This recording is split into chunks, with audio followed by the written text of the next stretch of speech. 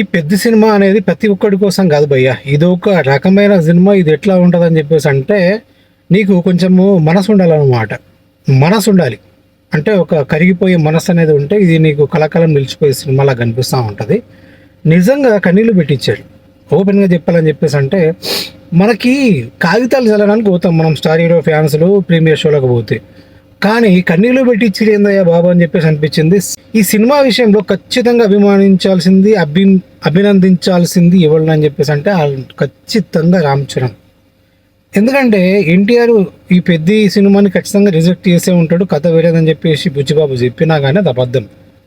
ఈ కథని, ఈ క్లైమాక్స్ అందరికీ ఇప్పటికీ రివీల్ అయిపోయి ఉంటుంది.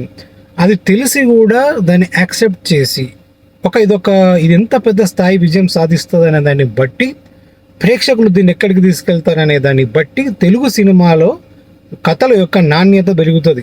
ఇది కన్ఫర్మ్. దీని కనుక యావరేజ్ చేసిడు అనుకో, ఇక ఇంకో పెద్ద హీరో ఖచ్చితంగా దీన్ని మీడియం రేంజ్ హీరోలు కూడా ఇక నీకు పట్టుకోరు. ఇలాంటి కథలను అసలే పట్టుకొని ఇడిచిపెడతారు. ఇక మొత్తం అదే ఫార్మాట్లో పోతారు. ఇక గవే 4 ఫైట్లు, గవే 4 పాటలు, ఐటెం సాంగులు. అంటే ఇలా ఐటెం సాంగులు ఏమంటే ఇలా కూడా ఉన్నాయి.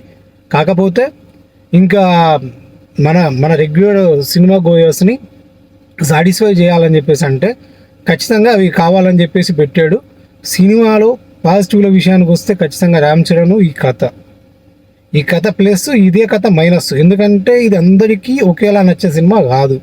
ఇక సినిమా చూడగానే కొట్టిరు మనలో మస్తు ఇట్టు కొట్టిరు అని చెప్పేసి కాలర్ ఎగిరేసి వెంటనే చెప్పలేని పరిస్థితి ఉంటుంది ఈ సినిమా. ఎందుకని చెప్పేసి అంటే కథ అలాంటిది. ఒక స్పోర్ట్స్ డ్రామా నాని జెర్సీ చేస్తే, మీడియం రేంజ్ హీరో చేస్తే అంత బాగా ఎమోషనల్గా వర్కౌట్ అయిన సినిమా కూడా కమర్షియల్గా పే చేయాలి. ఎందుకంటే స్పోర్ట్స్ డ్రామాలు మనకు అంత ఎక్కిసావు, మనది వేరే వ్యక్తిత్వాలు కదా మనకి. సో అక్కడ ఎక్కిద్ది. ఏడ మలయాళంలో, ఈ తమిళ్లో ఇక్కడ ఎక్కుతుంది. కానీ హిందీ వాళ్ళు కూడా పెద్దగా స్పోర్ట్స్ డ్రామాలని అప్పుడప్పుడు తప్ప ఎక్కువ ఎంకరేజ్ చేసిన దాఖలాలు లేవు. సో ఈ సినిమా అనేది అక్కడ ప్లస్ మైనస్ తీసుకుంటుంది. దాని తర్వాత నెగిటివ్లో ముందు మాట్లాడుకుందాం. ఎందుకంటే కీడించి మేలించమన్నారు కదా పెద్దలు. అందుకని చెప్పేసి నెగిటివ్లో మాట్లాడుకుంటే అందరూ అంటున్నట్టుగా జాహ్నవి కపూర్ క్యారెక్టర్, తన యాక్టింగ్ బాగానే చేసింది, తన తప్పేం లేదు. కానీ ప్రతి ఓడు ఆమె చూడగానే ఆమె దురదృష్టం. ఇక శ్రీదేవి అంటే అందాల రాసి కూతురు అయినందుకు ఎక్స్పెక్టేషన్స్ ఎక్కువైనాయిందో కానీ పైన చూడట్లా వాడు సరుకు సామానే చూస్తున్నారు. సో హీరో కూడా అట్నే చూసి పడిపోతాడు, which is very bad.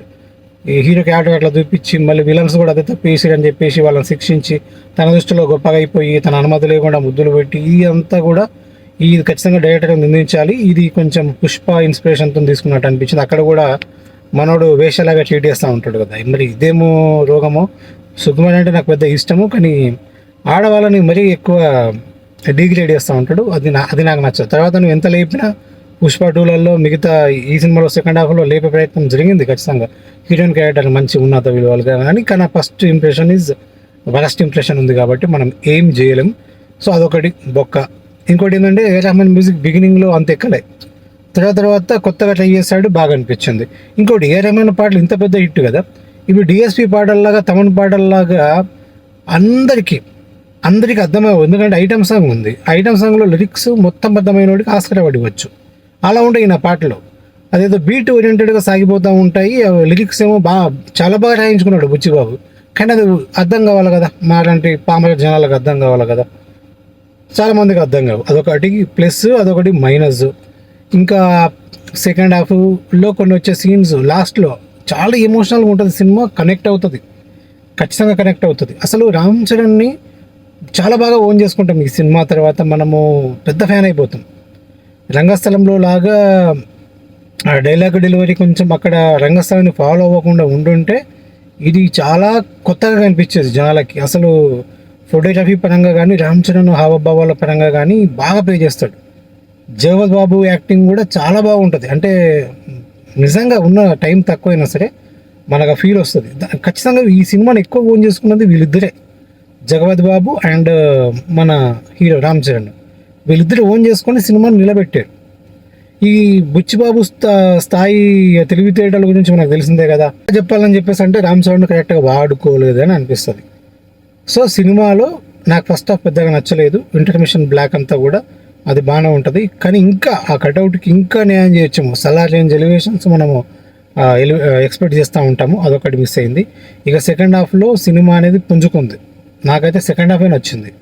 Second హాఫ్లో బాగానే స్పోర్ట్స్ డ్రామాని కూడా మనలాంటి అంటే ఇంకేముంటుంది స్పోర్ట్స్ డ్రామా అంటే ఖచ్చితంగా హీరోనే గెలుస్తాడు అనే పాయింట్ ఆఫ్ వ్యూలోనే వెళ్తూ ఉన్నట్టు అనిపించినా సరే ఆద్యంతం మొత్తం సినిమా అంతా కూడా మస్తు ఎంగేజ్ చేసేటట్టు చేశాడు. చివర్లో కన్నీళ్ళు పెట్టించాడు. అసలు రామ్ చరణ్ తీసుకునే డిసిజన్ అది ఇక తెలిసి ఇప్పటికీ మీకు లీక్ అయి ఉంటుంది కదా. ఆ ట్రైన్ ఎపిసోడ్ ఇట్లా మనకు బయటకు వచ్చిన తర్వాత కూడా రామ్ చరణ్ బయటకు వచ్చి ఏం చేయబోతున్నాడు అని చెప్పేసి మనం ఉత్కంఠ భరితంగా చూస్తూ తనకు తానే అది సాక్రిఫైస్ చేసుకోవడం అనేది ఏ హీరో ఫ్యాన్ అయినా కానీ కదిలిస్తుంది. ఆ తర్వాత వచ్చే డ్రైవ్ అంటే సిల్వర్ మెడల్ వచ్చినోని ప్రపంచం గుర్తించదు, గోల్డ్ మెడల్ ఖచ్చితంగా నీ గుర్తింపు అని చెప్పేసి అంటే నెంబర్ 1గా ఉండడమే నీ గుర్తింపు. నువ్వు ఎంత కష్టపడి నెంబర్ 2గా ఉన్నా సరే ప్రపంచం నిన్ను గుర్తించదు అనే ఇన్నర్ మెసేజ్ ఉంటుంది. అలాగే ఇది నాట్ ఓన్లీ రామ్ చరణ్ ఇంటికి సంబంధించిన కథనో రామ్ చరణ్ ఊరి ప్రజలకు సంబంధించిన వ్యక్తో కాదు. ఇలాంటి గుర్తింపు లేని అంటే వాళ్ళు భారతదేశంలో ఉంటారు, కాకపోతే వాళ్ళకంటూ ఊరి పేరు ఉండదు, వాళ్ళకంటూ ఐడెంటిటీ ఉండదు. సో అలాంటి వాళ్ళు చాలామంది ఉన్నారు, కొన్ని లక్షల మంది ఉన్నారు అని చెప్పే ప్రయత్నం జరిగింది. సో దీన్ని మనము అనుభవించుకోవాలని చెప్పేసి అంటే సినిమాలో పాటలో చెప్పినట్టు కాలు చెయ్యి ఉన్నోడు అలాగే పుడతామా ఏంటి మళ్ళీ అని చెప్పేసి రామచంద్ర ఊతపదం ఉంటుంది. అంటే ఈ జన్మలోనే నువ్వు సాధించాలనుకుంటుంది, ఈ జన్మలోనే సాధించి తీరాలి. దేవుడు ఒక దారి మూస్తే నువ్వు ఇంకో దారిలో వెళ్ళాలి, ఆ దారి కూడా మూసేస్తే ఇంకో దారిలో వెళ్ళాలి. అంటే ఎట్లాగైనా సరే ముందుకు వెళ్ళాలి అనే మంచి మెసేజ్ అయితే ఈ సినిమాలో ఉంది. ఇలాంటి మంచి మెసేజ్ నాకు తెలిసి నేను పుట్టినప్పటి నుంచి ఏ స్టార్ హీరో సినిమాలో కూడా చూడలేదు. సో అందుకే 3 స్పోర్ట్స్ ఎందుకు ఆడతాడరా అని చెప్పేసి ట్రోల్ చేసిన వాళ్ళందరికీ కూడా మంచి సమాధానం అనేది దొరుకుతుంది ఖచ్చితంగా.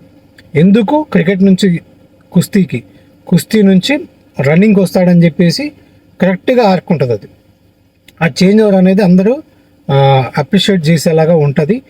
ఖచ్చితంగా ఈ సినిమా అనేది జనాల మనసుల్లో నిండిపోతుంది. ఫస్ట్ డే కొంచెము నెగిటివ్ టాక్ వచ్చినా లేకపోతే అనుకున్నంత లేదు, కమర్షియల్గా పెద్దగా రాదు అని చెప్పేసి ఎవడు ఎన్ని అనుకున్నా సరే సినిమా మాత్రం రామ్ చరణ్ మాత్రం చాలామందిని కదిలించి తీరతాడు. ఇది ఏమాత్రం హిట్ అయినా సరే టాలీవుడ్ ఇండస్ట్రీ మొత్తం కూడా సమూలంగా మారిపోయి కొత్త రకమైన కథల్ని ఎంకరేజ్ చేయడం మొదలెడుతుంది. ఈ క్లైమాక్స్ అసలు ఇప్పటి వరకు తెలుగు సినిమా చూడండి. ఈ సినిమా ఖచ్చితంగా ప్రతి ఒక్కరు కూడా చూడాలి, ఆ ఎమోషన్స్ని ఫీల్ అవ్వాలి. మూస ధోరణి నుంచి తెలుగు సినిమా ఇండస్ట్రీని బ్రతికించడానికి ఇలాంటి కథలు మళ్ళీ రావాలని చెప్పేసి కోరుకుంటున్నాను. ఇది నా రివ్యూ. ఇంకా దీనికి గీటింగ్లు ఏం లేవు. దాని ఏమంటారు, ఫీల్ అవ్వాలి, మనసుతో ఫీల్ అవ్వడమే దీనికి మనం ఇచ్చే రేటింగ్ అన్నమాట. ఇంకో మంచి వీడియోతో మళ్ళీ కలుద్దాం. అంతవరకు